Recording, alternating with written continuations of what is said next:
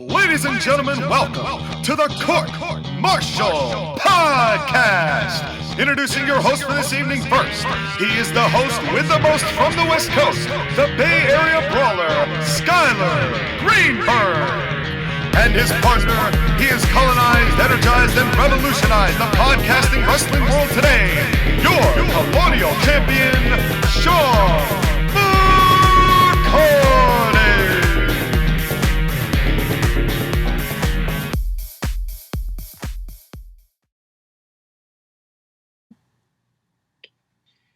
Ladies and gentlemen, children of all ages, it is time to slam. And welcome to the jam. Come on and slam. And welcome to the jam. That's right, folks. We're here to talk about one of the SummerSlam shows of the past with our pay-per-view review throwback. And the reason why is because I wanted to get a little bit of a glimpse into an interesting time in WWF. And I'm here to do this with the man who is the leader of the colony, the man who is the legend of the ladies at certain times of the evening. He is the man who has been known to drink so much that when the cops come up to blow him, he says, you don't need to blow me. It's Shawn McCarty. Well, we are gonna get sued for all that stuff you took at the beginning of this video, and I don't care because we have got a quality program here today, ladies and gentlemen. I am excited to do all of this. I mean, we've got an ICAPRO sponsored pay-per-view to watch, and I'm feeling jazzed up. I'm feeling protein barred. I'm feeling jacked. I'm feeling cracked, and I'm feeling knick-knack, and I'm hoping to get my patty whacked a little bit later on tonight. But let's not talk about that. Instead, Sky, because this was your idea, I'm letting you lead this show, or rather you're leading this show, and I know there's a couple things that you wanted to get off your chest before we got started. Yeah, because before we go to the past with SummerSlam 1992, I wanted to talk about the recent video that you were a guest on, and that is the one involving our friend over at TAW Gaming, Josh Again. The link is in our description. Yep, and I had to listen to it earlier today. Basically, the video, just go watch it. It's just Josh Again and Shawn talking about their problems with all elite wrestling.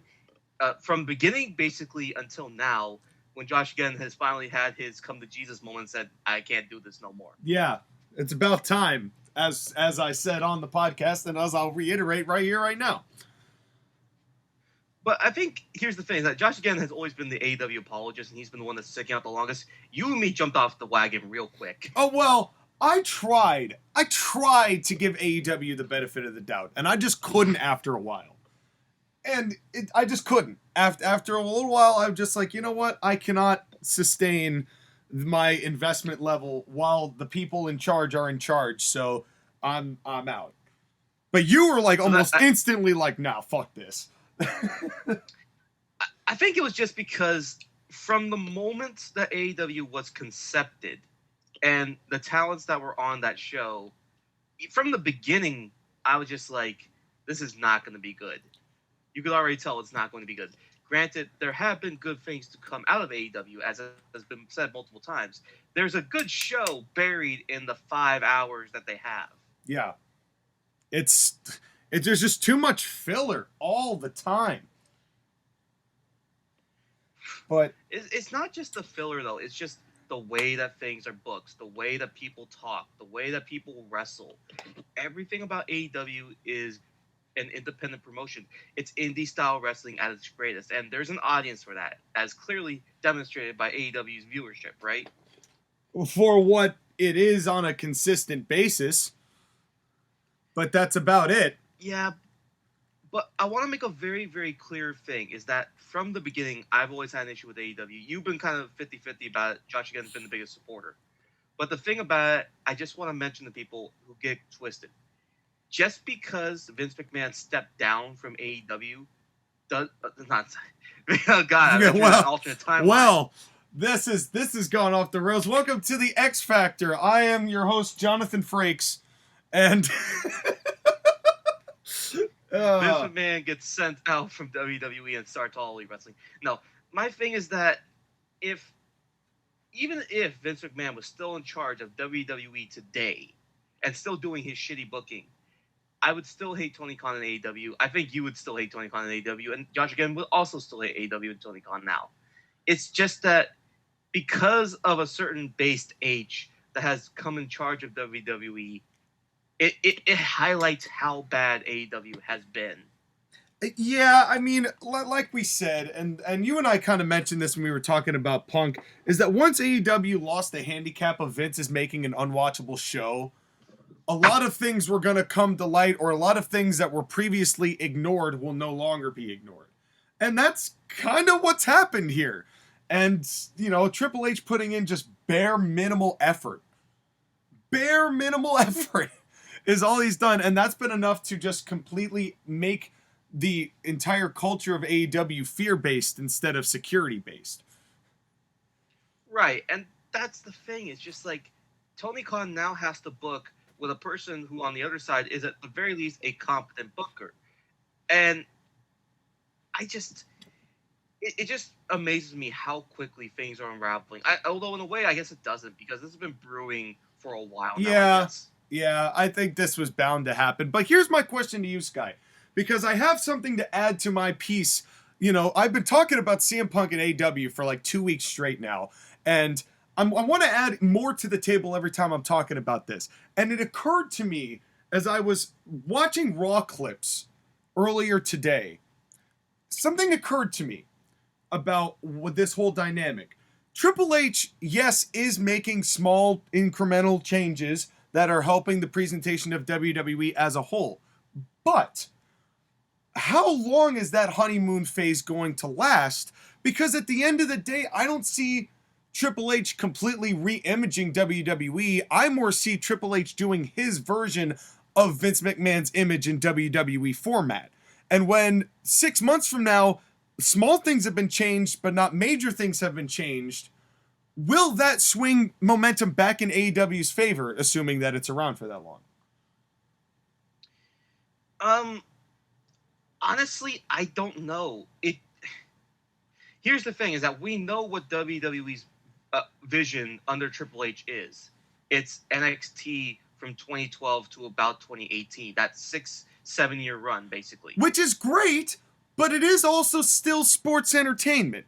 Like it's a lot more wrestling than it was, but at the end of the day, formatting wise, a lot of things are very similar between NXT and the main roster. That's why it was, you know, with the exception of Vince being the ultimate stranglehold on creativity, a lot of the presentation of those shows was similar for a reason. I guess I agree with that, but I think, let me counter with this. How much did you enjoy watching NXT back in its prime from 2012 to about 2018? Oh, How lot. much did you enjoy the show? A lot. A whole lot. I mean, it's almost like Triple H took Vince's view and perfected it and brought it back to what it was originally. That was the point and the goal of what not only developmental was, but what pro wrestling was. And I definitely believe that Triple H has the capacity to do that.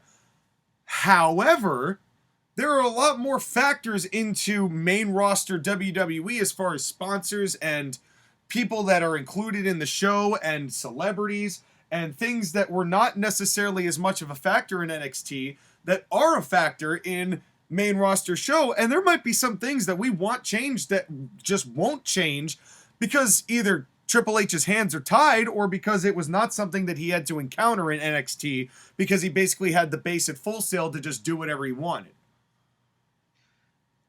I guess what WWE is going to look like under Triple H is going to be an amalgamation of what Vince's WWE was and what NXT was.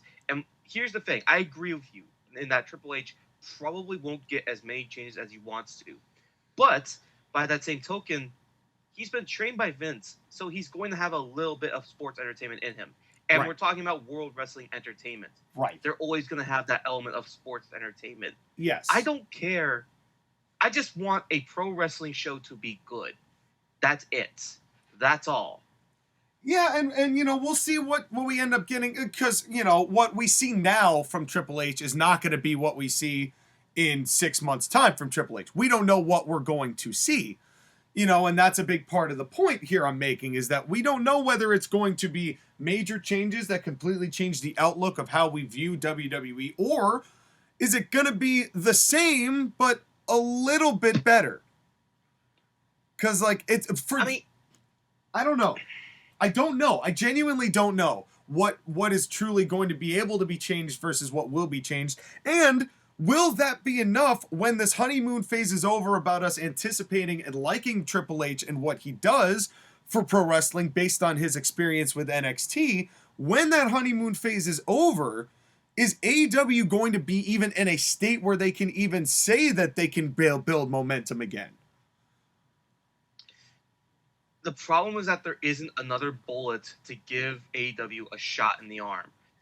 Even if MJF comes back, which there has been talk about that. Right. Which is possible. Definitely still possible. But there isn't a star the level of CM Punk or some Bryan Danielson that's active in their prime and could come in and really give AEW the shot in the arm that it needs. Short of someone coming over from WWE, and I don't know who the top stars of WWE would come over and be willing to wrestle on AEW. Not after hearing everything that's been going down lately and how they've been viewing top stars. I mean, let's just do an exercise, okay? You and me. Let's just do an exercise, all right? All right, let's do it. Would Roman Reigns go over? No. Seth Rollins? I sincerely doubt it. Drew McIntyre? No. Bobby Lashley? I also sincerely doubt it. Unless WWE really doesn't want him to do a UFC or MMA, and maybe Tony Khan will allow him to do that. I'm not going to say no to that, because there are external factors that might be involved. I think Bobby Lashley doesn't want to do MMA anymore. Maybe. I mean, he was just recently turned down from doing a UFC fight. So, I don't know. I don't know. That's my point, though, is that look at the guys that I'm mentioning. Those are probably 4 of the 5 top stars. Like, maybe you could throw in, like, a Kevin Owens. Or maybe you could throw in, I don't know. Owens wouldn't go. At this point, Owens is too valuable to WWE's overall program. Exactly, because Owens is the prototypical heel under Triple H. I don't think AJ Styles is going to go at his age. I think AJ is getting ready to retire, man. I think he's, like, just coursing out this back nine and making some good money doing it. Which, again, is like this generation of wrestlers. If you get a chance, go and be like Shawn or be like Abizzle or myself in a couple of weeks and go watch these guys. Yeah. Shameless plug to when I go to Monday Night Raw on September 19th. That's right. That's right. We're going to get a great review from that. I'm excited. But I think let's close on this thing that you just said. You don't know what's going to happen. I don't know what's going to happen either. But isn't that part of the excitement? It is. It is. Like, I like the drama that AEW's got going on. I wish it weren't happening because I want AEW to succeed. But it does, with both companies now in such a limbo, it definitely is like, you almost want to watch both programs just to see what's going to happen on both programs, because there hasn't been this level of uncertainty in professional wrestling in a very long time. And that's exciting. Not only is it anticipation of what's going to happen next, but also just excitement about wrestling itself. Yeah. Like, I mean, you and me have said it. When the Brock Lesnar lifted the ring, that was viral. Nuts.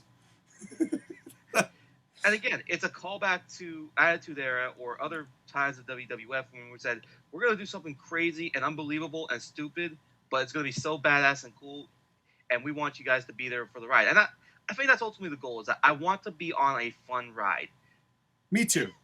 Definitely me too. Yep. And speaking of rides, though, we're going to travel back to the past. Now, the reason why I'm picking SummerSlam 1992 is that it was the first time that WWE ever did a pay-per-view in the United Kingdom, and this is a week right before we do our review of Cardiff, Wales, Clash at the Castle. That's right. But I just want to remind people, the only way you're going to listen to any of this is to like, share, comment, and subscribe to the Court-Martail podcast. Ring the bell so whenever we come on, you know it, and you play it, and you listen to all that smart goodness. That's right. That's right. And boy, this show was an Ica roller coaster. And it was Is Ica Pro even still around? No.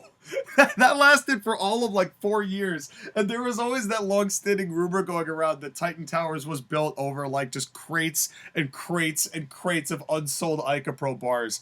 And that if you opened up the walls of Titan Towers, it would just be more Ica Pro bars that didn't sell.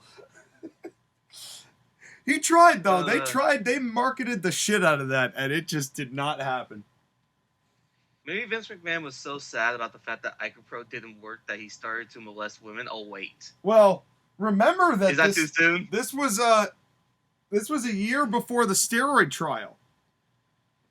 So this was So just saying, as far as illicit activities from the V-Man, that would be definitely one. Even though they had a terrible case and couldn't really prove anything, this was still right before the steroid trial. There was going to be maybe like a year.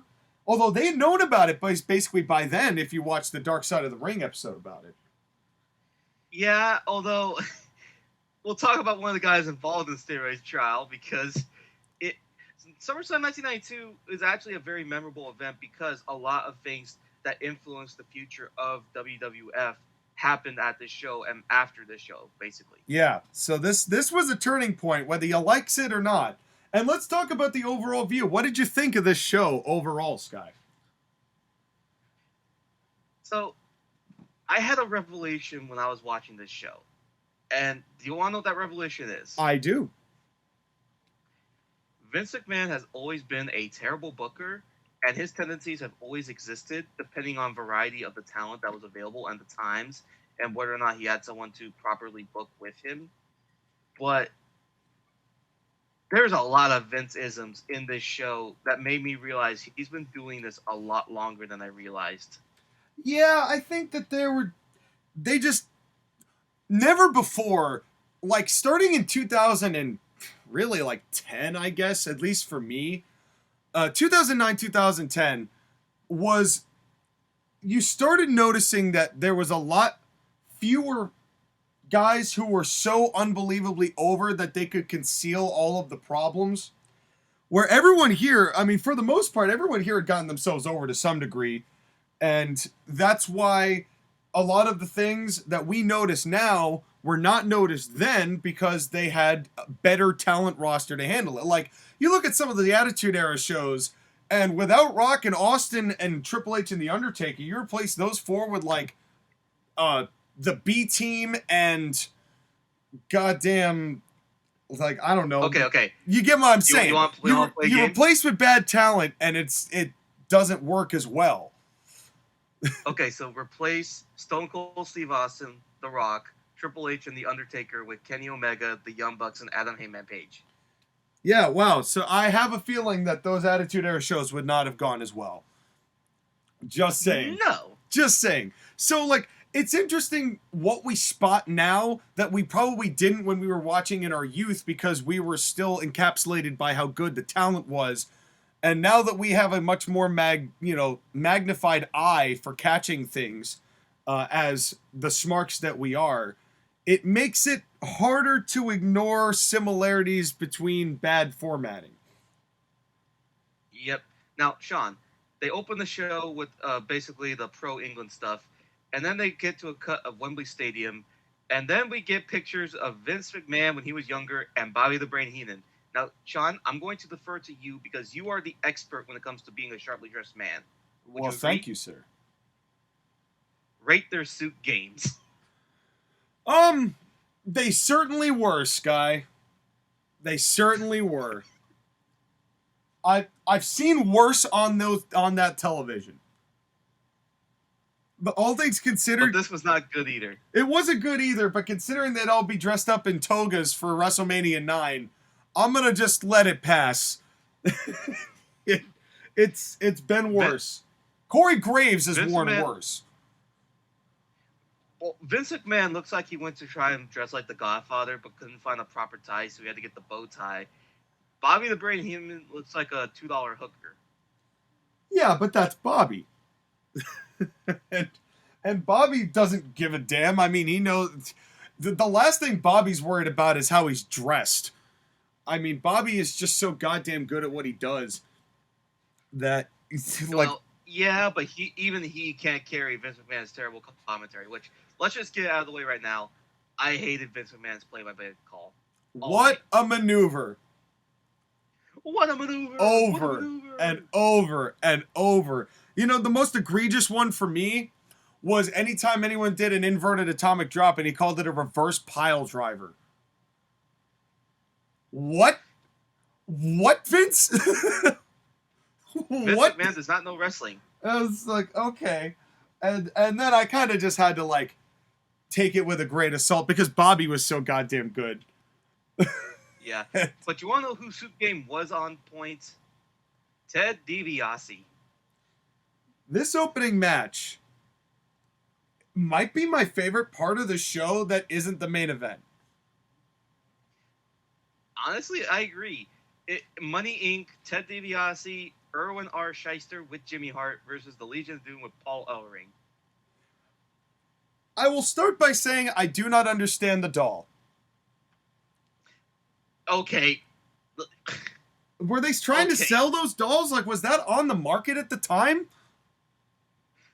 I'm pretty sure that it was a rib on Paul Ellering by Vince to try and get some of the dumbest Okay. I was about to say one of the dumbest gimmicks, but considering that Alexa Bliss still carries that doll. Yeah. So the more things change, the more they stay the same. I know. I just thought, like, okay, so Vince has always had a doll fetish. Like, the Legion of Doom and Paul Ellering riding on motorcycles through Wembley Stadium is badass, except for the part where Paul Ellering has to have a ventriloquist doll named Rocco sitting on the front of it. Yeah. I don't think that added to the match. But the match was so good, I almost didn't even care. Yeah. It's Legion of Doom versus Ted DiBiase and IRS. Well, and it's one of the good. things that I don't really think about when I watch old wrestling was that these guys, when it comes to Rotunda and the Legion of Doom, and DiBiase for that matter, all of these guys had wrestled each other a ton of times before for Crockett. You know, it's not like these guys had hit each other for the first time, so they had chemistry. They knew how to work this match, and this was a long match, all things considered, and it was great. I loved every piece of it. The healing was just absolutely A grade from DiBiase and IRS. Rotunda, even though he wore the suit to cover up the fact he'd gained weight, he could still go, man. Rotunda was always in good shape. He got a little bit bigger as he got older, but hey, I mean, when you're working for the IRS, it's a lot of late nights, a lot of bad junk food. You know what it is. Yeah, I understandable. Jimmy Hart's suit is also pretty damn good, but again, he's also another one of those guys who's on the independent scene a lot, or not the independent scene, the territories a lot. Yep. I shouldn't insult the territories by calling it the independents. He was on the territories a lot, so he's worked with these guys. They're all familiar with each other. Oh yeah, and honestly, this was just this was the one match that I didn't feel like skimming through in a lot of ways. I was like, I really want to watch the entirety of this one. I did really like when there was, I believe they were just starting to get the heat, was IRS and DiBiase, and I believe it was IRS who had Hawk and the Sleeper. They really need to bring the 3-arm race for the pass out back. They need to bring that back. It's such a big part of making those sleep-like maneuvers feel important. And it gets the people involved. Check and see whether or not he's falling asleep or not. But did you guess what Jimmy Hart was telling the referee as IRS was holding, I think, was it Animal in the Sleeper? It was Hawk. It was Hawk, my bad. Yep. But did you catch what Jimmy Hart said? Was it Ask Him? Ask him! Come on! That's right. Which means that Jimmy Hart invented that. So once again, Chris Jericho lies. And but yeah, Jimmy just yelling through a megaphone is like the best part. But the funny thing is, when it comes to Jimmy Hart, his best work was in Memphis. And not enough people go back and watch old school Jimmy Hart when Jimmy was just a kid like Cornette's age. Because Jimmy did a lot of really good stuff in Memphis that does not get as much recognition as it should, because everyone knows him as the loud suit, loud megaphone guy. But I think the hard part is just because when we're talking about this time of managers, look at who's around. It's Paul Ellering, Jimmy Hart, Jim Cornette. Bobby the Brain Heenan, also another one. Harvey There are Whippleman. some of the best. The genius, Lanny Poffo. Okay, forget those two for a second, okay? The Whippleman deserves respect. He did have a lot. He did have clientele. He wasn't necessarily the guy who had the top guy, but this match that he was in, which we'll talk about later, was not indicative of how good a manager Whippleman really is. Yeah, I agree that's fair. But again, the level of managers that existed during this time is really goddamn good. Yeah. So, again, it's tough for Jimmy Hart to stand out. I mean, he tried his best with the megaphone, and that's what got him over. Yeah. Oh, yeah, and this was a great match. I do have to say, this was one of the greatest 45 seconds of healing. I'm going to read the sequence to you. And this was one of the greatest, 45 seconds of healing I've seen from tag team work. This was goddamn brilliant. They lure Animal in to get into the ring as Hawk is going to go for the tag. And they lure him in. Animal comes in. The referee goes to get Animal. Hawk goes to his corner because they lure Animal out to more to a neutral corner. Hawk gets to his corner for a tag. Animal's not there. Referee's not there. DiBiase goes and brings it back into his corner. DiBiase lures out Animal again. Referee holds him out. And while that's going on, IRS is choking Hawk with the tag rope. That was brilliant. It was old. It was simple. An oldie, but a goldie. That was great. And how quickly it was done, how smoothly it was done, was truly, it was art. It was very well done. I love both of those guys, and they showed us why they deserved to be one of the top tag teams at the time. It's weird seeing WWF have a really damn good tag team division, because they did. Look at the tag teams that existed during this time. The Hart Foundation, LOD, IRS, and DiBiase. There's a very good tag division. The Natural Disasters, who we'll talk about later. Yep. Yeah, honestly, they were a surprise, but yeah. It's just weird to me that Vince McMahon always hated tag team wrestling and preferred singles when tag teams that he employed were really good. Yeah, and I loved the double clothesline on the hot tag. That's a classic. But then the hot tag is done right, where the heels tag first, and then Hawk barely makes it. Big comeback. Loved that. I loved the atomic drop over the top rope for IRS. What a drop kick from Rotunda when they were going for the Doomsday device. That was pretty damn good. Rotunda got some height. Yeah, that was impressive. I'm like, damn, all right, I see you. But how long was it between the hot tag and the finish? All of 2 minutes? 2 or 3 minutes. Yeah, that's it. Get in, get out. It doesn't have to be 5 seconds after the hot tag, but it's not going 10 minutes and they're getting another set of heat and another hot tag and all that stuff. There's a reason that this was a hot tag, and then, how quick it was and how well executed it was. The big power slam from Animal, 1, 2, 3. I loved this match. I loved everything about this match except the doll. Yep, if the doll wasn't there, then it would be a perfect match. Yeah, I really, really enjoyed this. And if it weren't for the main event of this night, this would be the match of the night. Agreed. So after this match, we get a promo backstage with Mean Gene Okerlund and Ric Flair. And honestly, I only have one comment. Ric Flair needs some moisturizer. My one comment is that Gene and Flair had such amazing chemistry together. Forever. They did. Forever. Those two knew how to talk to each other. It was just, I loved just watching them interact. It was so good. We need more announcers like Mean Gene. Right, especially because what happened later with Flair, Mean Gene, and Mr. Perfect. Yeah, absolutely. Well, we'll talk about it in a second. But again, this was a pretty good promo by Ric Flair, even though, again, it's Ric Flair promo. His eyes get really big, he goes woo a lot, and he has leathery skin. Well, are you accusing Ric Flair of being repetitious, Sky? I don't know if that's an accurate statement. I can't even say that without laughing. I mean, there's a reason why we call it the Ric Flair promo. That's right. That's why. The quality of promo drops the second we get to Virgil backstage. I did not listen to this.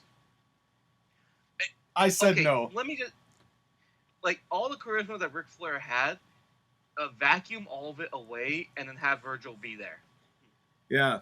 Virgil, who looks like, at least his pants always, to me, looked like a deflated circus tent. And he just...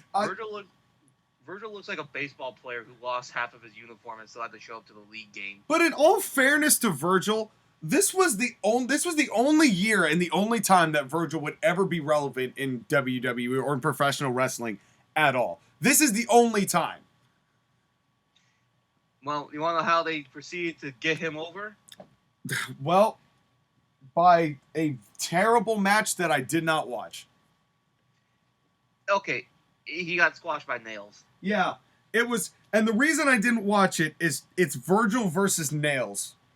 I watched the sorry AF choke that Nailz put on Virgil that looked bad, and I'm like, no, this isn't going to be good. And then the DQ and the choke to the neck, it was pathetic. I was like, no, I don't need to watch this, and I don't think I missed anything.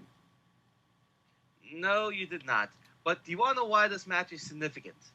Tell me why that match is significant, Skyler. Well, I'll tell you why this match is significant. So, Nailz was very pissed about his pay for a period at SummerSlam.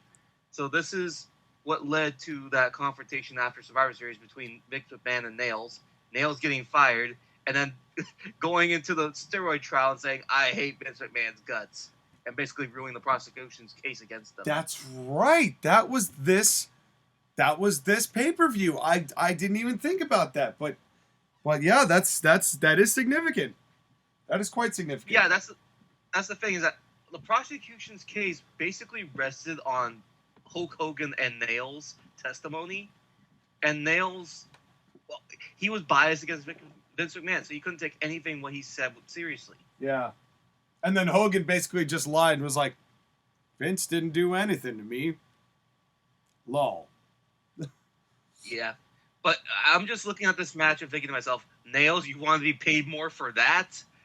Please. Yeah. No, that was... Get in line, honey. That was not good. Not good. But you know who is good? Sherry Martel. No, hold on. We get Lord Alfred Hayes. Oh, yeah. And him slamming on Macho Man's door. Like, with authority, and he's like, I am on the hunt. I am on the investigation. You just check up with me later. I was just like, who's this boring-ass British guy? Then I remembered it was Lord Alfred Hayes. I was just like, oh, God. Lord Alfred Hayes wasn't bad. I think that it's just, you had to take him in small doses, but I'd never disliked Lord Alfred Hayes. And I guess because it's SummerSlam and Wembley Stadium, they had to get them involved. Yeah, but, yeah. I'm not going to get fault into him. this promo. Yeah. Oh, we well. can get to this promo now. Now, Sensational Sherry.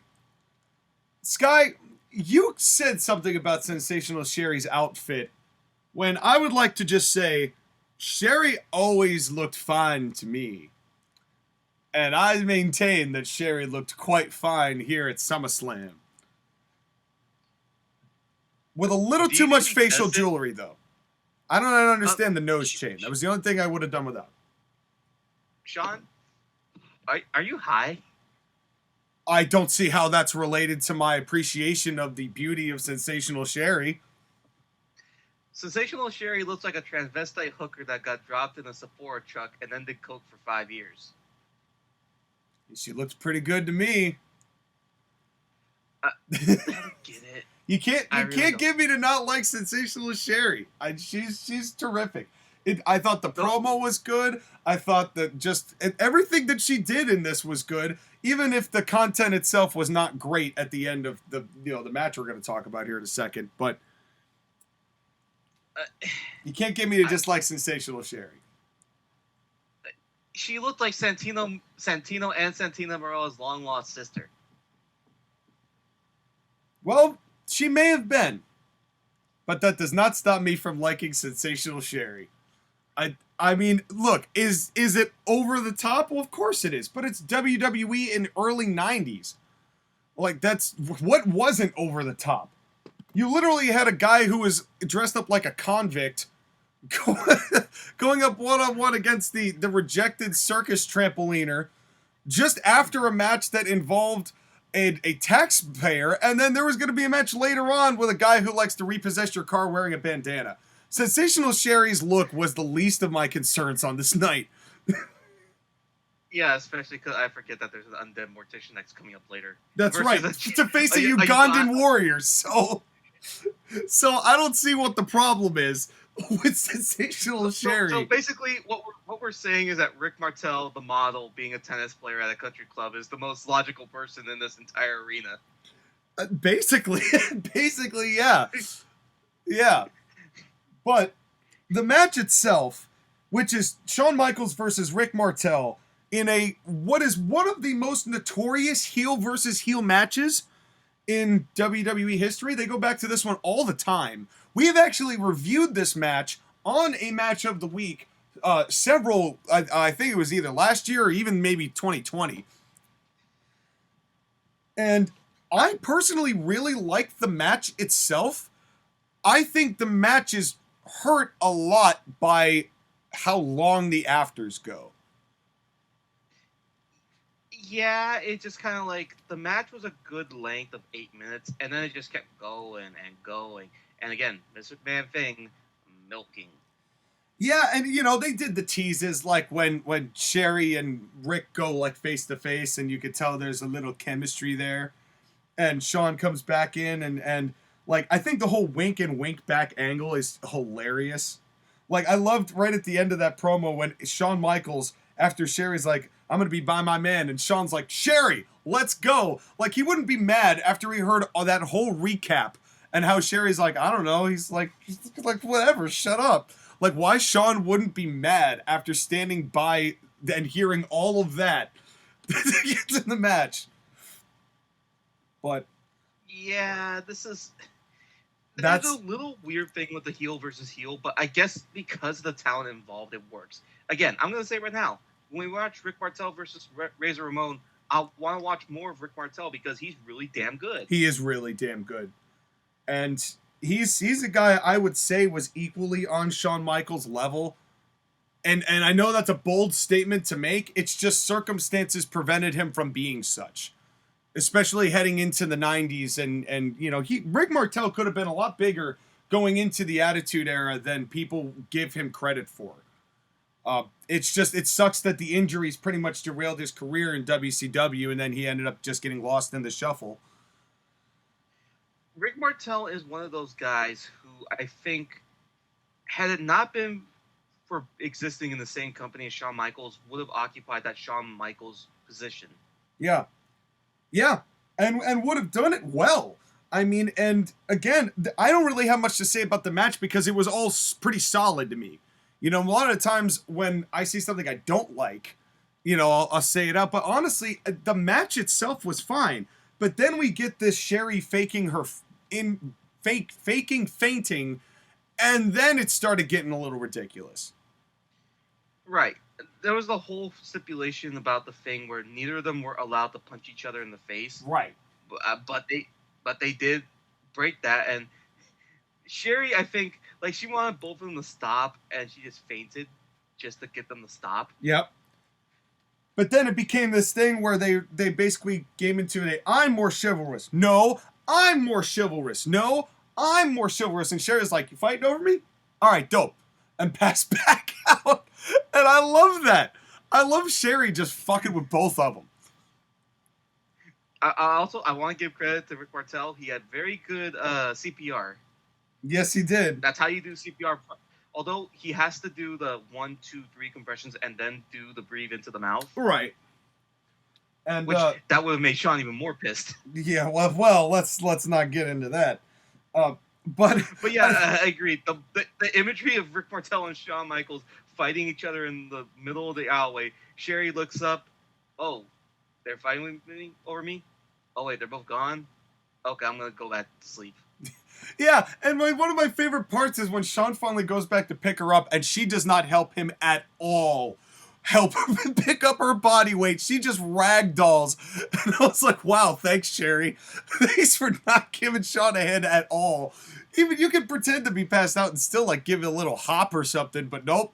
Dead weight Sherry as Shawn picks her up. And I love and then Bobby Heenan's like, he's gonna pile drive Sherry. And that was one of my favorite comments of the night. Again, it's just amazing. Yeah. I mean, Shawn Michaels probably pile drives her later in the back. Well, I mean, that's possible, but I mean, Sherry, God, I can't, I want to know more about Sherry's life.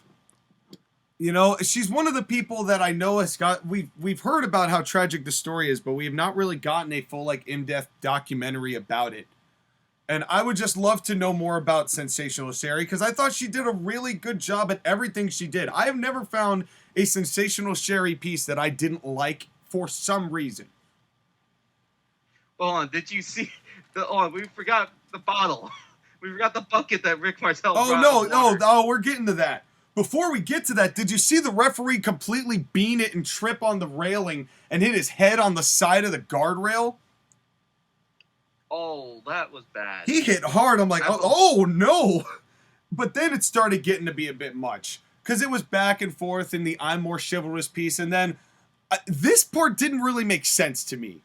Because Martel hits the bucket and reveals that Sherry was lying the whole time. Like, Shawn's supposed to be pissed and Sherry's supposed to be humiliated. But was she, though?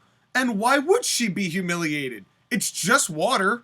And clearly her makeup is more endurant than just a bucket of water. So, like, what did that even mean? Well, the whole thing is that Sherry was doing the stuff with Rick Martel on purpose to get Shawn Michaels mad and prove his love for her. Yeah, I don't know if that was very well described during this, because I just was like, what? You'd have to watch TV afterwards, but basically the promos that she cut was, I don't know if you love me, because I know you're a playboy, I know you're a sexy boy, so I wanted to test whether or not you really loved me or not. I mean, the more things change, the more they stay the same with WWE. It's, yeah. But to me, this went on, the match itself was very good, but the afters just went on too long and kind of lost the plot. And that, it hurt the whole Rick thing. Martel just teases throwing the water on Sherry, throws it finally on Sherry. Shawn Michaels like, you motherfucker, then drops her and chases Rick Martel. Yeah, just leaves, and they both leave, and Sherry's left alone to just cry. Oh man, it's just, and this was the double countout, by the way. For those of you who want to know what the finish was, it was a double countout as Sherry fainted and they went to go check up on her, and they just started brawling around on the outside for too long. But but not very good punches. It was a good match that sports entertainment killed. Yeah. I would agree with that. Oh, also, one more thing, because again, I have my insider information / background research. Yep. Don't you dare do it. Do what? Tell me about your insider information, anyways. Don't do that gimmick, please. I've been yelled at enough today. I'm here. I'm awaiting your news. I'm standing with bated breath, waiting for the information. And I'm hoping that you tell me that inside information, Skyler. Damn it. But originally, Shawn was supposed to win the Intercontinental title on this show from Bret Hart. I didn't find the reason why it didn't happen. I just want to know how much Bret and Shawn hate each other at this time. Probably very little, because Shawn didn't have as much influence as he would in the next 4 years of being part of WWF. You know, Shawn at this point was still just trying to get himself over. You know, I don't think that a Bret saying, no, I'm not going to job it. I think that it might have just been, it's a way smarter match to have Bulldog win it, or Bulldog and them have it considering it's in England. But it is interesting to note that this is a rare pay-per-view where we get a heel versus heel match and a babyface versus babyface match. Well, multiple babyface versus babyface matches. Yes, because that does not happen very often, at least in this era of WWF. Yep. And then we get the Nasty Boys backstage. Yeah, I didn't watch that. Are the Nasty Boys good? I will put it this way. I have not watched a Nasty Boys match that I have ever particularly liked. I'm not saying that they couldn't work. It's just that they were a cartoonish caricature of tag teams. So they always behaved as such and were treated as such, as the years went on. I'm not saying that they couldn't wrestle. It's just that I wouldn't necessarily classify them as terrific workers. They were what they were. Did they get to where they are because they're friends with Hulk Hogan? That probably wasn't not a factor. That probably was a factor in them getting it, but I would also say that they earned a bit of that themselves. I mean, they did get over with certain people, and they were cheered in a lot of ways. I remember Nasty Boys and Public Enemy in WCW wasn't bad. It was what you expect of those two teams. But it's just, I think that they were just a flavor of the time, and some people went for it and some people didn't. Fair enough. But now we get to this tag team match between the Natural Disasters, Earthquake and Typhoon, versus the Beverly Brothers, Boo and Blake, with the genius, Lanny Poffo. Now, who these people really were Wayne Bloom and Mike Enos. And the reason I mention that is that Mike Enos is actually a very good wrestler. He just didn't have the look as far as just facially. There were just certain things he was not going to be a top guy. But he was a very good worker. Wayne Bloom was okay. I didn't really love him, but he was okay. But this team to me, and correct me, maybe you have a different attitude, but this team with Poffo felt way more applicable to Crockett and NWA than it did for WWF at the time. In a way it does. They wrestle. So this team has actually been around for a little bit. They've been in AWA. They were in WCW New Japan before they got to WWF. Yep. So, they've been around for a while. I wonder how much of that AWA style really influenced them. That's where they spent their most amount of time before they came to WWF. Yeah, and honestly, this match was fine. I really didn't have a problem with this match, considering how it was constructed and even to get some heat for Wayne and Enos rather than having it just be a major squash match. I respect that, considering that they very easily could have just been squashed under the Natural Disasters. I like Poffo. I just like Leaping Lanny Poffo more than I like the Genius. What, you didn't like the poem? The poem was fine. He's a great orator. He always has been. But he didn't do anything in this match. Considering the number of manager spots and valet spots on the evening, I'm actually kind of glad for that. Yeah, and that's also one thing that we didn't mention about the whole matchup at the beginning with LOD and IRS and Ted DiBiase, is that finish got every manager involved in some way, but got them in and out in a heartbeat, so that they had their moment, but it was quickly subverted. There was the miscue from IRS and DiBiase, but everyone who could interfere tried to and couldn't beat LOD. I like how quickly that was and how coordinated that was to make it not look like it was coordinated. This match, they didn't necessarily have that kind of cohesion. No, the Natural Disasters to me felt like WWF's version of LOD. Yeah, but fatter. But to be fair to the Natural Disasters, they got a good pop. People cared about them. Work. Yeah. And they can still work. And they could still work. There was some impressive stuff. I loved that belly-to-belly that Tenta did when he finally came in. And again, I didn't really have a ton to talk about this. I did really like when the Beverly Brothers were slamming Typhoon into the corner, and he just hit the turnbuckle and came back with a double clothesline. That was clever. That was a good move. That was a good way to do that hope spot with somebody like Typhoon. Yep. Again, the good heel spot of grabbing onto Typhoon's leg while he's holding one of the Beverly Brothers so that when Earthquake comes in, he accidentally tackles him and gets the heat. That's Yep. good stuff too. Yeah, no, they did a really good job. I mean, this tag team, again, this was a good tag team match. It wasn't as good as LOD versus DiBiase and IRS, but it was still a good tag match. You know, it's just, Yep. you know, Tenta, but what amazed me was just how over Tenta just jumping around was to get the pop for the big splash. That's crazy. And it's one of the things that makes me love pro wrestling is the simplicity of it sometimes. Yep. I just feel bad for Typhoon in particular because the Shockmaster. I know. But you know what? Everybody makes mistakes. And it became one of the most famous mistakes in the history of pro wrestling.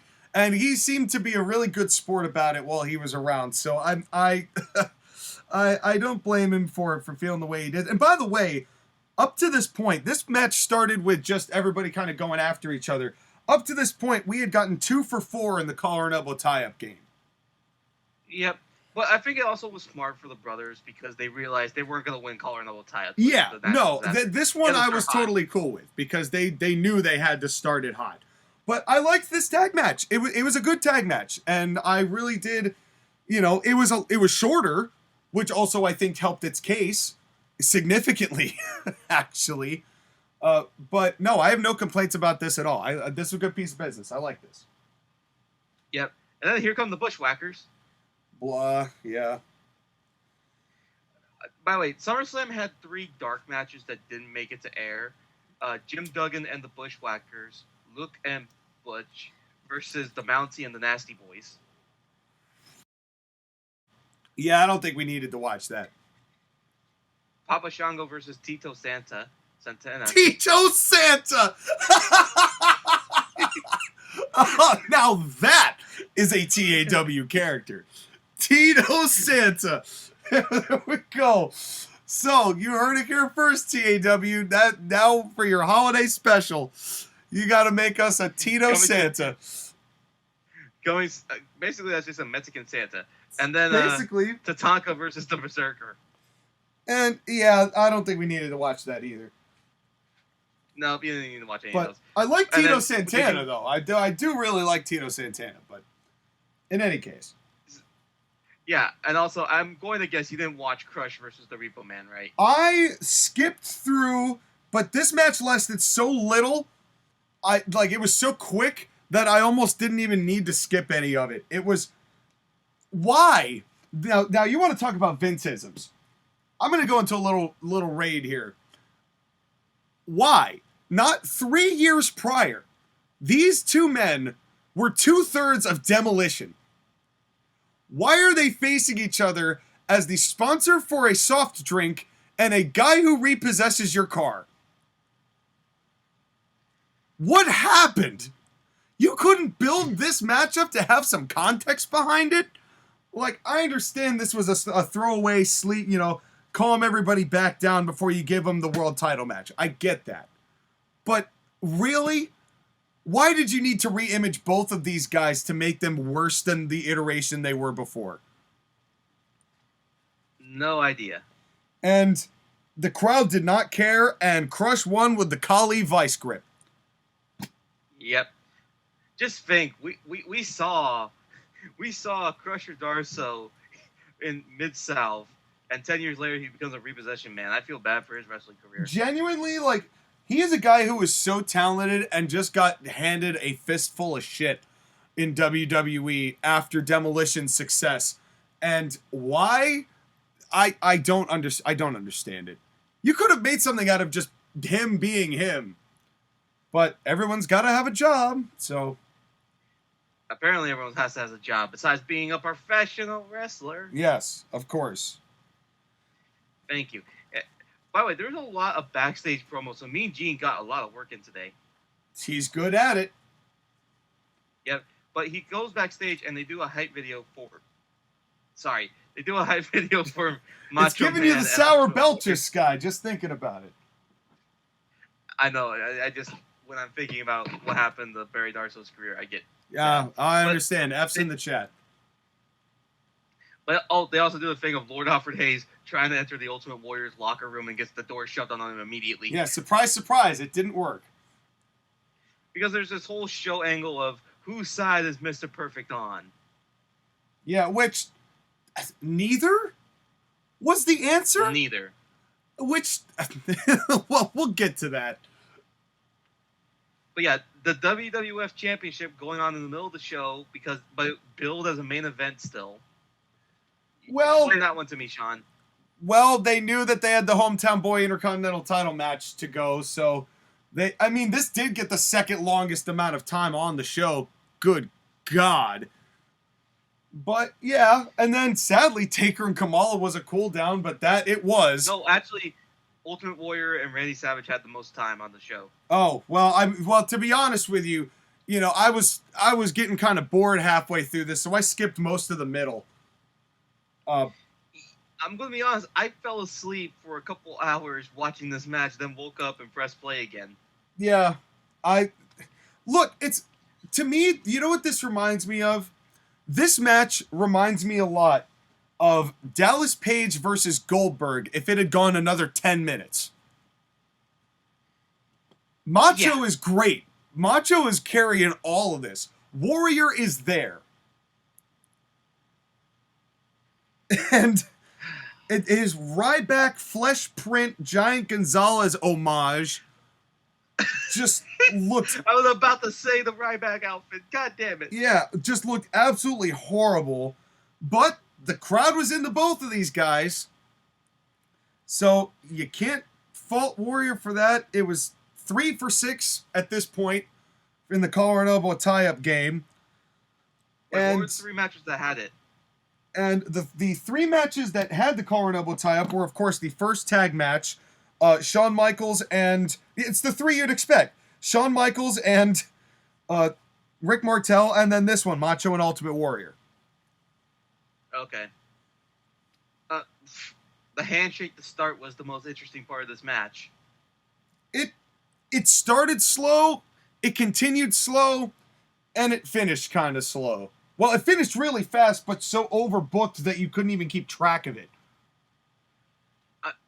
My thing is that this match, of all the matches on the show, showed Vince McMahon's particular desire of milk it, and milk it, and milk it, and milk it a little bit more. Well, what were they supposed to do? Have Warrior try to work a 24-minute match or however long this was? A lot of the reason why, when I saw it was 28 minutes on Wikipedia, I'm like, oh my god, this is going to be a lot terrible, isn't it? And I didn't realize when watching this match, I'm like, they're doing nothing. They're taking whole minutes to set up to do a slam. Yeah. Or to do a submission. Or to throw a punch. And Macho's giving it his all here. He's selling his ass off, and he's... Actually, I want to make an argument. I don't think Macho Man was trying. I think Macho Man knew that he was going to have a shit match either way. Well, he may not have been trying, but he still made it look good. He still did good without actually even trying to do it. But there's some things about the Ultimate Warrior I noticed. I am really starting to detest his overly exaggerated punch. Because it doesn't even look like it comes at a natural angle to hit somebody. It's silly. It's not. It's actually silly, and they don't land. Neither did his Sasha Banks can kicks in the corner. And there's a reason why Jim Cornette has always hated the Ultimate Warrior, and because of WWF style wrestling, because Ultimate Warrior was that over personification of character over actual working ability. More sizzle than steak, as Jim would say. And the thing that got me, and this is where I'm like, okay, I'm done with this, was when Macho went to low bridge the Ultimate Warrior over the top, and Warrior didn't know how to take the over the top rope bump. He grabbed it with both hands and basically cartwheeled himself over the top, and the small of his back landed on the apron. He's lucky he didn't paralyze himself. Well, you have to be careful, because if you cut a hole, the steroids will come out. And I was like, wow, okay. And after that, I'm like, you know what? I'm moving to the finish of this. And I came back in as Warrior was shaking the ropes for forever. So want me to explain what happened in the interim? Yes, please brief me on what I missed. Well, you missed more of Ultimate Warrior's shitty punches, and I hate his stupid, really exaggerated comeback because it's bullshit. It takes forever, and Hogan did it better. Hogan did it better. But every time that Ultimate Warrior threw those punches or those chops or whatever, he either didn't hit Macho Man or hit him way too hard. Yeah, no, there was no middle ground. It was either boot the shit out of him or not touch him. Yep. And then halfway through, Mr. Perfect and Ric Flair come. There's a ref bump because there has to be a ref bump. And Jarrett nowhere to be found on this day. Nope, but it is Hebner, so anyways. This is the thing, is that the whole angle is, whose side is Mr. Perfect on? Is he on Macho Man's side or is he on Ultimate Warrior's side? And him and Ric Flair come out. And then the both of them proceed to mess with both Macho Man and Ultimate Warrior, eventually leading to the conclusion that neither of them are on their sides. Which begs the question, why the fuck were they out there? Well, one, to mess with the Ultimate Warrior and the Macho Man, and two, because Ric Flair was complaining and whining and bitching that he should have been in the WWF Championship match. Yeah, but I don't know. This was just... I understand this was the further later feuds. I understand that. But, like, they had already done Flair and Macho at Mania, so, like, they weren't going to do that more. And Flair was going to leave in, 6 months? Actually, hold on. May I get the events correctly, right? Please. Ric Flair won the title from Randy Savage because of the... Okay. Well, let's talk about this match first, and then we'll talk about the other stuff, okay? Well, I have nothing else to add to this Macho Ultimate Warrior stuff, except how ridiculous the finish was. Well, yeah, the finish was just... It was basically Macho Man got counted out because he got thrown over the top rope and his knee got hit by a chair from Ric Flair. And then Warrior goes to fend him off with the chair after they try to hit him with it, and it didn't. To me, it just fell flat. It just didn't do it. I don't think the heat ended up coming across. People love Ultimate Warrior, so they cheered when he got the final word, but I don't know. It didn't do it for me. But anyways, the point though is that Ric Flair caused an injury to Randy Savage's leg. And this is how they sold the title change that happened on September 1st when Ric Flair won the title from Savage on TV. Right. By the way, he had help from Mr. Perfect and not newcoming, but recently debuted Razor Ramon that led to that Randy Savage-Razor Ramon feud. Right. Which was quite good. Now, here's the thing, though, is that... you want to hear comments from Bret Hart?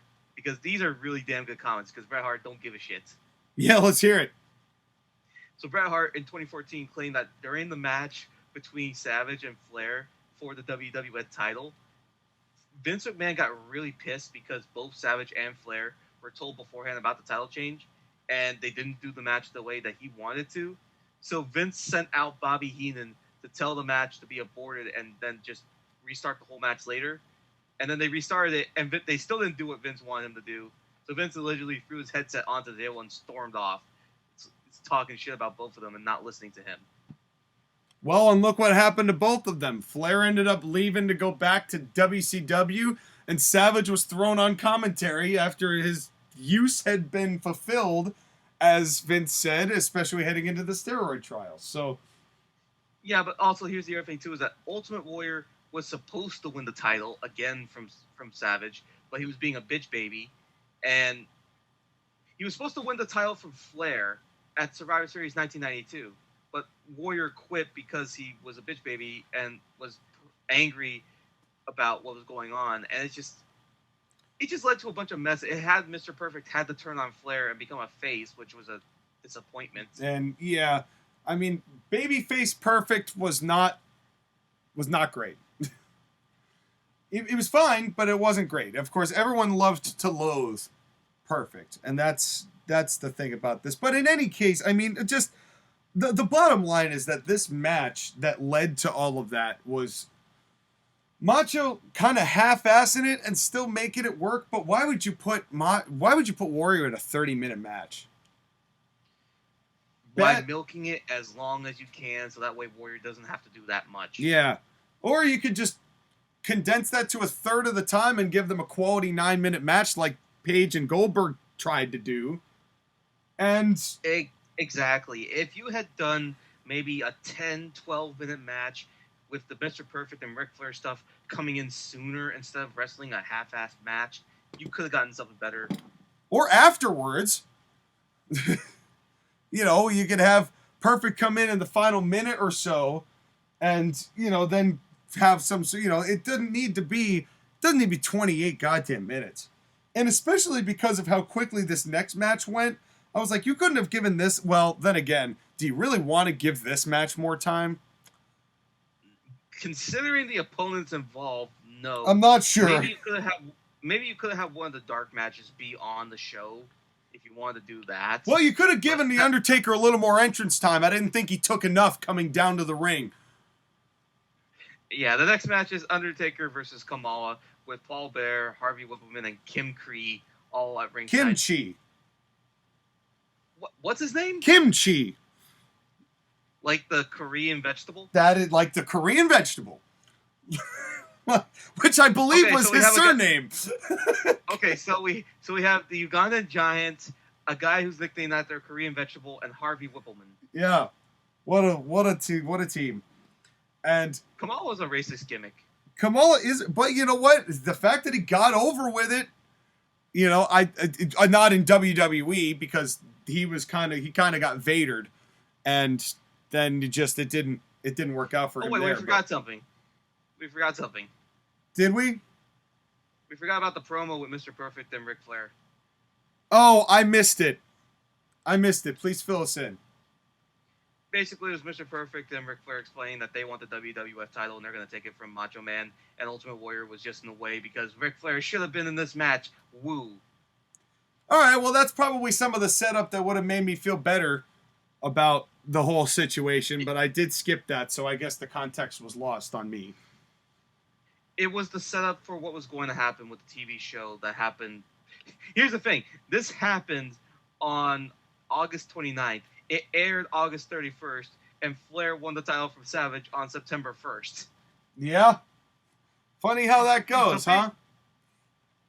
And we thought that the payback happening a week after SummerSlam and that title change was bad. Yeah, seriously.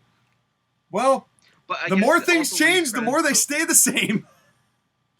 Although it does lead credence to the idea that if Macho Man just got hit in the knee by a chair a day before, he would still be injured, and that's why he would lose the match to Flair. Which is fair. Which is definitely fair.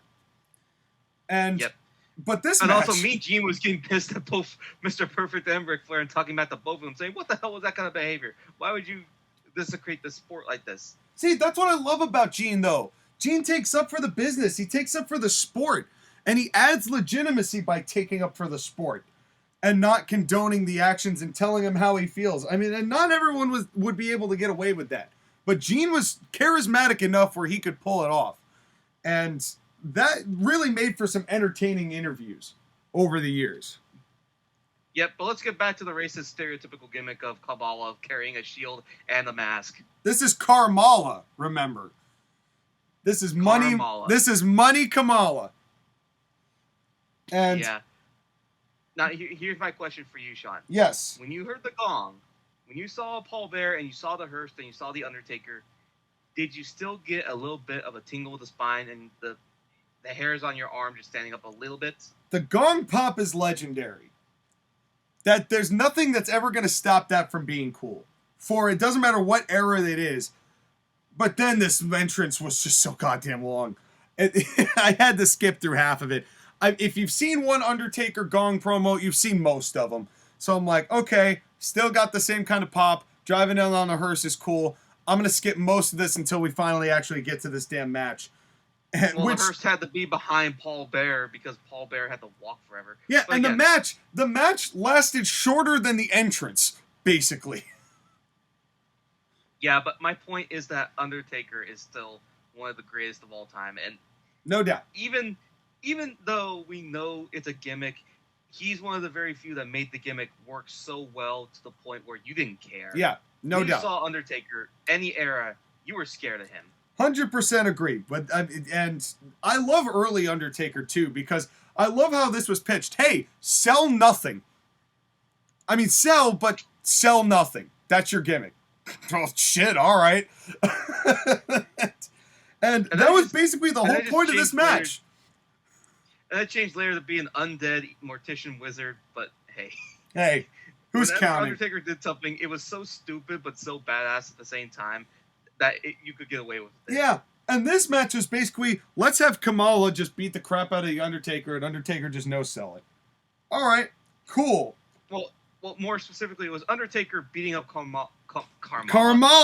Money Mala. I'm gonna say that all the time. Uganda. I spelled Uganda wrong, but you get the point. Fair enough. But Undertaker, every one of his punches is good. Yes. He had the best punch all night. Yeah. And Kamala had his chops and his unorthodox strikes, which they were terrible.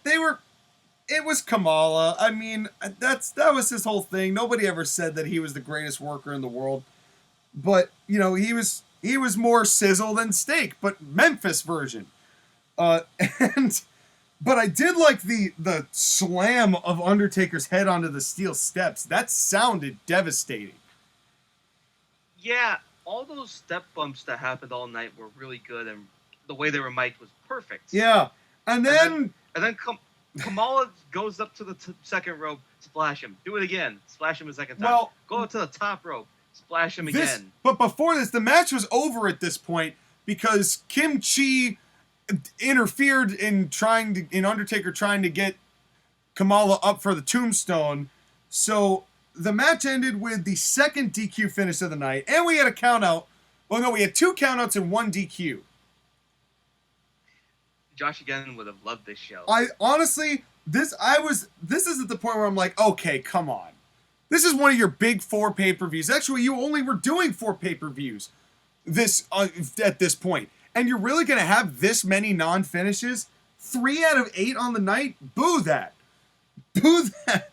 And that's another Vince McMahon thing that I did not appreciate at all. And then it was just Kamala doing a whole bunch of moves. Undertaker sits up and Kamala walks away afraid. At the very least, Kamala's eyes grew so wide. It was hilarious watching him get scared of the Undertaker and then falling backwards. Yeah, the facials were good, but at the same time, this was the cool down before the main event, and you could tell. Yep. We get promos from British Bulldog and Bret Hart. I think I like Bret Hart just a little bit more. Me too. Definitely me too. And now, here's the thing though. If you watch British Bulldog's eyes, notice how glazed over they are. Oh no, yeah, you could tell. You could tell. When it kicked in for me was right when they were staring at each other right before the match started. Yeah. I could tell he's got the I'm fucked look on his face. Yeah, because apparently, according to Bret Hart, when he got to the UK, he was smoking crack cocaine with Jim Neidhart. Yeah, well, he was under the influence, and it affected his memory. And so Bret decided, you know what? I'm going to put on a masterclass. It's Bret versus Bulldog for the Intercontinental title and the main event to close out this show. But before we get there, we get bad pipes with Roddy Piper. Yeah. Hey, I'm not going to hate it. I'm more impressed that Roddy Piper knew how to play those. Yeah, well, I mean, you gotta understand your gimmick, and either that or they faked it, which is also equally possible. Yep, and then they have British Bulldog's wife Diane Hart at ringside trying to sell this Family Feud thing, and she looked less than interested in this match. And she gave that same bland, concerned look that every wife or female figure that they put into that position, no matter what era it is, has. It's the same kind. Yeah. Can they get one woman to be interested in their husband's work? Well, they might be interested, but they just aren't good at facially expressing it.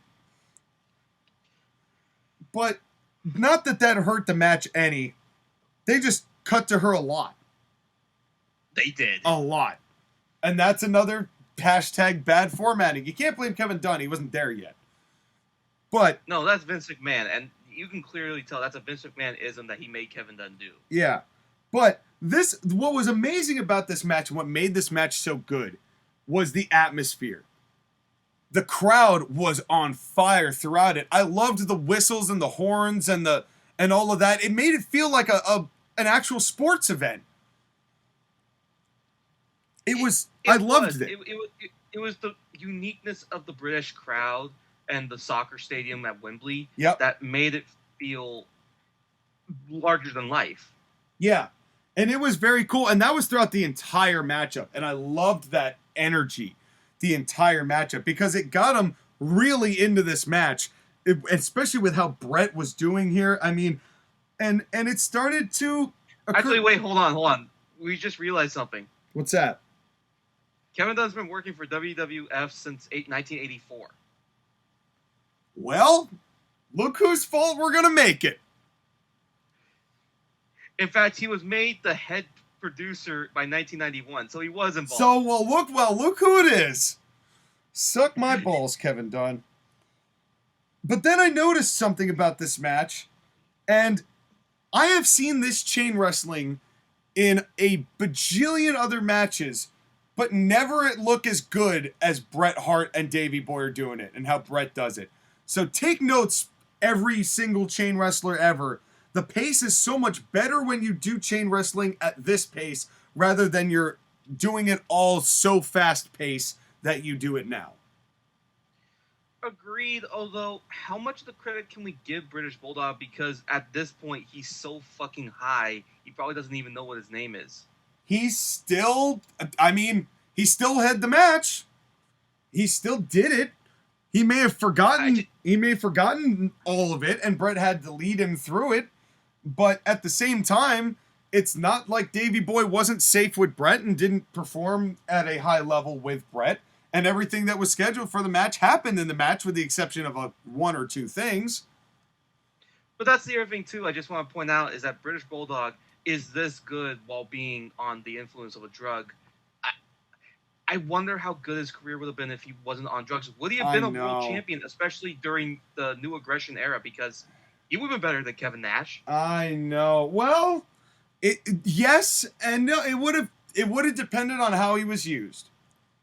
I wouldn't have minded a Bret Hart and British Bulldog run back in 95 or 96. Well, he was still there in 95 and 96. He just wasn't as important. The title at that point. Yeah. He just wasn't as important, and then when Bret got screwed, Bulldog left and joined WCW, where he did nothing, and then came back for that weird 1999, early 2000s run, where he was the British jeans dog. Imagine a universe where WWF, instead of trusting Shawn Michaels and his guys, trusted Bret Hart and his guys. Well, who knows what would have happened? Who knows? It would have been interesting. We probably would have gotten a different era who knows whether the Attitude Era would have even happened. But I think it would have happened, but it would have happened with British Bulldog, Bret Hart, Stone Cold, The Rock. Yeah. And who knows? I mean, I love theoreticals like that, but it's also difficult because a lot of what caused the Attitude Era was clique drama. True. I mean, you wouldn't have had the Mr. McMahon character because he was ultimately the one that fired Bret Hart. Wouldn't have had the curtain call. Curtain call wouldn't have mattered if they had cared about Bret. The Bret's heel turn probably wouldn't have happened if they had paid more attention to Bret. There are a lot of things that would have happened that would or would not have changed the trajectory of how the business was run for the foreseeable future. Who knows what WCW's response would have eventually been. It's hard to say with theoreticals like that because so much would change. Yep. But here's my other question for you. You've said before in the past that between the two of them, Shawn Michaels and Bret Hart, you like to watch Bret Hart matches more. Of late, yes. And mostly because Shawn Michaels graduated from Ric Flair's school of repetitive wrestling. And that's kind of why at this point, Shawn wasn't bad with that. But the more that he got over, the more he got guilty of that. And especially the more drugs he took, the more he was guilty of that. Yeah, and also once you're on top and and you can get away with doing less, you do less. But in any case, there were ways that Bret Hart worked in this match that I haven't seen in other Bret Hart matches that were specific to this one. I guess that's part of the story between him and Bulldog, because this is basically a family feud that's happening. Yeah, and Bret was doing a lot of healing without being a heel. And it was just his intensity level was different. The slamming Bulldog's back into the post. Stuff that he wouldn't normally do. But and I also liked, one of the notes I really liked was the double callback when Bret goes for a clothesline. Bulldog gets the grapevine and pins Bret, or tries to pin Bret with authority, and nobody executes that grapevine pin like they did in this one. And then when they called back to it later on, when he tried to do it again and Bret was there and able to counter it, that was another really good spot. And even Bret's Judas Effect elbow looked better than whoever does it now. Chris Jericho. Oh, right. How could I forget? But it was... to be fair, Chris Jericho has gotten in better shape now, so I can't call him fat anymore. No, you can't, but that doesn't excuse any of the rest of his toxic behavior. But again, it's one of those things where whenever the British Bulldog had Bret Hart in the rest hold, Bret Hart would get out of it by putting his hand over British Bulldog's mouth. He was just being a little bit more stiff. Some of his knees and punch and kicks were just close to the belt. Yeah. And the way he was personifying to the crowd, just going around like, watch this. Watch what I'm going to do to your hero. Yeah, and it was really well done. And it was just wonderful. And I loved that with the when Bulldog ran in and Bret kicked Bulldog in the head with the jumping up and hitting him from the turnbuckle that you see in literally every match nowadays, and Bret's looks like it decapitated him. The pacing of this was great. The only thing that wasn't was Bret's springboard. Well, Bret Hart has never been accused of being a good high flyer, no. And I think this is the reason why. Well, and part of that was that Bulldog was out of position because he was hunched over, so Bret went to do it, and he just landed on Bulldog's back and slid off. And it was like, all right, well, that didn't quite work the way that we were hoping it would. But it also was 15 minutes into the match, so you could have made the argument that British Bulldog has been exhausted, especially because of Bret Hart's offense. Yeah. And also the both of them are sweaty, so Bret just slipped. Yeah, and the fact that Bret kept this up, this heat up for so long, he did a great job of it. He really did. And then one of the things I really liked was when he went to go for that crossbody and Bulldog got out of the way and Bret basically got nut-shotted by the ropes. On the second rope. I have never seen anyone do that before or since. It was basically, he made the best with a botch. And you saw when I said, what a botch, that was what I was referring to. Yeah. But Bret sold it very well and made it look like, okay, this wasn't meant to happen, but it damn hurts. Yeah. And it was great because then, they start with more of the comeback and the back and forth. And then, what is your opinion on the taking the turnbuckle in the chest spot? It depends on who does it and how well they do it. Yeah, this is what my take is, because this looked devastating, but I always get uncomfortable watching that spot because even though it's a good spot, every time I see it, it reminds me of Benoit. Every time. And it just reminds me of the stiffness of all of Benoit's shit. And also the Goldberg head kick. Yeah, and I don't necessarily hate the spot, but I always kind of cringe when I see it. There are always going to be spots in wrestling that make you cringe. Pile drivers, that head rope spot again. Yeah. Anything that involves the ropes that clearly wasn't meant to happen. Yeah. And then we get to the again, part... that's also the other thing, too, is that it's professional wrestling. It's going to hurt. Yeah. Oh, yeah, this ain't ballet, as they all say. But here's the other thing about this matchup that I want to point out here. And that is the at this point in the match, we got to see just how strong Bret wanted to remain in losing this title. Because Bulldog threw everything at Bret, and Bret kicked out of all of it. He ran the running power slam. And, and also, this was one of my favorite parts of the night, too, when the running power slam and Bret kicks out, and Heenan says, that might have been the final call, that he can't beat Bret. And Vince goes, well, you might have a point there. And Bobby goes, of course I have a point there. I'm the King of England.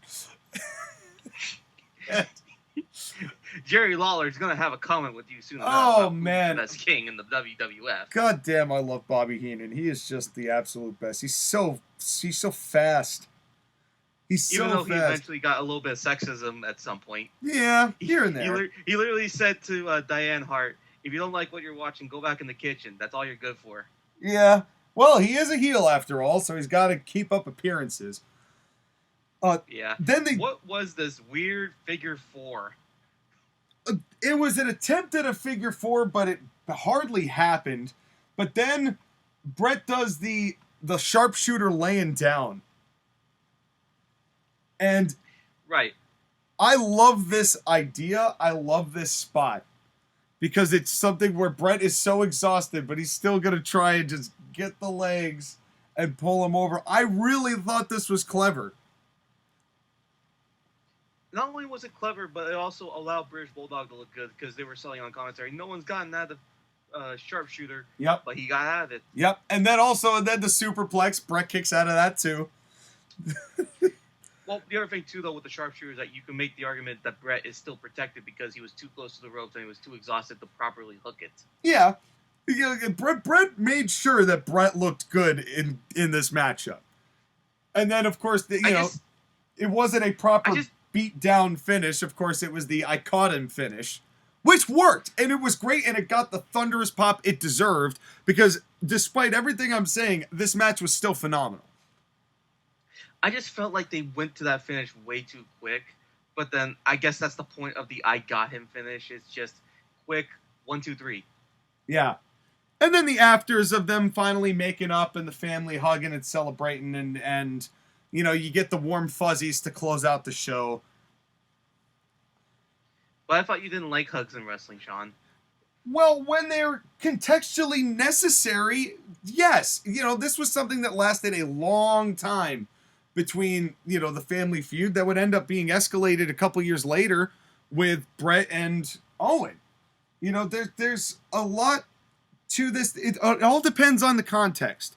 I loved when Elizabeth and Macho got back together in that moment, but just two guys, Becky and Bianca hugging afterwards, I don't think was necessary, just to kind of put that on that, especially because of how long this stuff was coming up afterwards. I feel like the handshake would have been fine. Maybe just a handshake and the arm raise. Yeah, would have been enough. Because this is family. You can understand family hugging. Right, or even necessarily family hugging, but longtime friends. It depends on the people and the situation. Exactly. And again, the crowd wanted to see them make up for what they're fighting. Yeah. There was a lot of nasty words said to each other, but at the end, they're still family. They're still, That's right. And considering Bret was going to win the world title before too long anyway, it all worked out. Yeah, but did it all work out? Because guess who won the title 2 months from now? Well, the Intercontinental title. Scott? Shawn Michaels. Oh, that's right. That's right. HBK. Because HBK has to get over. Well, and he would no matter what. And that we know for a fact, but that's a story for another time. SummerSlam 92, we are at an end, which means it's ratings time. Yes, it is. Since this was my pay-per-view, I want you to go first. I will gladly go first, because all in all, there was a lot of good on this show. The opening match, both tag matches were good. When was the last time you heard me say that about a WWE show? Never. Exactly. Both tag matches were good.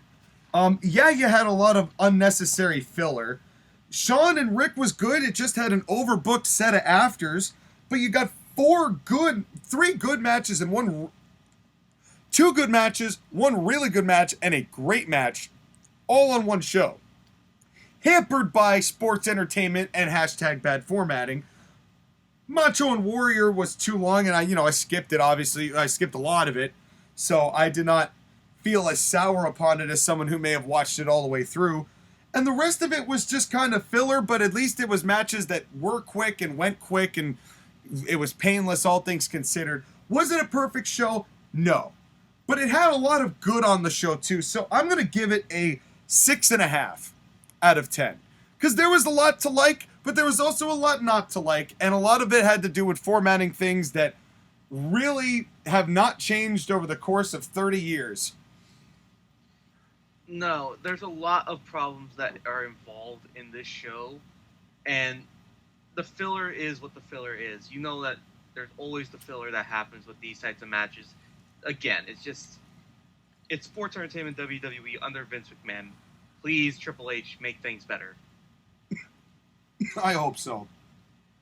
But you're right. There was a lot of good matches here. And again, British Bulldog got his big-time moment in front of his fans. The fireworks going off. Well, fucked up. The crowd at Wembley Stadium is cheering him. It's just legendary. Yeah.